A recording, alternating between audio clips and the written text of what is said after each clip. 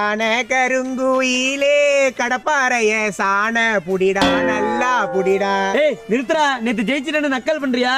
அட போ பங்காளி, நீ வருஷம் ஃபர்ஸ்ட் மேட்ச் தோத்து பழகிட்டேன், நான் உன்னை ஜெயிச்சு பழகிட்டேன். ஏய் ஃபர்ஸ்ட் மேட்ச் யார் ஜெயிக்கிறாங்கிறது முக்கியம் இல்ல, கடைசியா ஃபைனல்ஸ்ல யார் கப் அடிக்கிறாங்கிறதுதான்டா முக்கியம். அத பத்தி நீ ஏன் பங்காளி யோசிச்சுட்டு இருக்க? கன்ஃபார்ம் ஃபைனல்ல நாங்க தான் கப் அடிக்க போறோம். கிழிச்சிங்க, சென்னையில நீங்க ஜெயிச்சிட்டீங்க.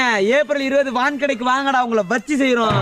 ஏப்ரல் 20 தானே, அடுத்து எங்களுக்கு ஒரு கடா வெட்டு ஃபங்க்ஷன் இருக்கு, அதை சிறப்பா வெட்டி முடிச்சிட்டு நேரா வான்கடைக்கு வந்துடுறோம். ஏய் இது வரைக்கும் நாம 38 மேட்ச் விளையாடி இருக்கோம், அதுல நாங்க 20 நீங்க 18. அடிச்ச அடியெல்லாம் ஞாபகம் இருக்குல்ல பங்காளி? நாங்க அடிச்சதையும் மறந்துடாதீங்க. அத விட்றா பங்காளி, நாமெல்லாம் 6வது கப் அடிக்க பிளான் பண்ணா அங்க ஒருத்தன் 400-500 ரன் அடிக்க பிளான் பண்றான்டா. யாரு? இந்த SRH காரன் தானே, அவனை நினைச்சாதான் பங்காளி அடி வயித்தெல்லாம் கலக்குது.